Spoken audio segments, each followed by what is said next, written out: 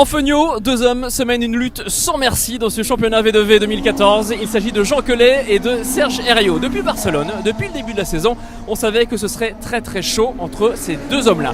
C'est Serge Herriot qui arrive ici à Magny-Cours en tant que leader du championnat. Va-t-il pour autant remporter le titre? C'est ce que nous regardons tout de suite.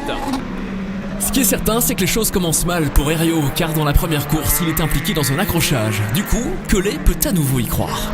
Lors de la course 2, le même Serge Herriot veut sa revanche. Il part 13e et à la mi-course, on le retrouve 6e devant son plus grand rival, Jean Quelet. Mais Jean en avait encore sous le pied.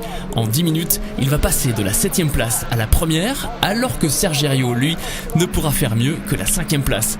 On retrouve Quelet à l'issue de cette course folle. On gratte encore des points, c'est positif. Il reste une dernière manche, donc on va faire nos petits calculs juste derrière pour voir où on en est. Et puis, en tout cas, moi j'ai donné tout ce que je pouvais, en tout cas. C'est donc sur cette toute dernière course de l'année que tout va se jouer. 20 minutes pour désigner le champion 2014. Malheureusement, le suspense ne va pas durer longtemps. La voiture de Serge Herriot va rapidement être abîmée à l'avant droit et le champion en titre ne pourra plus la faire rouler correctement. Herriot glisse doucement vers la 8e place, alors que Quelet, lui, monte dans le classement et va remporter la dernière épreuve de l'année. C'est donc bien lui qui décroche la couronne.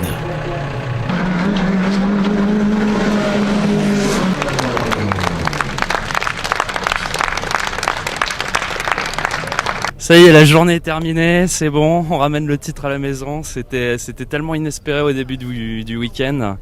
Voilà, c'est toute la pression qui s'évacue maintenant. On a couru après toute l'année, il y a eu des hauts, des bas. Voilà quoi, ça y est, c'est la concrétisation et non vraiment super satisfait. Ça fait 3 ans que je cours après. En marge de cette lutte pour le titre, on retiendra des 3 courses disputées à Magny-Cours la progression constante de Marcel Ciabarassi. D'abord 6e, puis 3e et enfin 2e. On retiendra aussi la performance de Cyril Denis sur cette voiture 72. C'est lui qui a remporté la seule course que Jean Quelet a laissé échapper.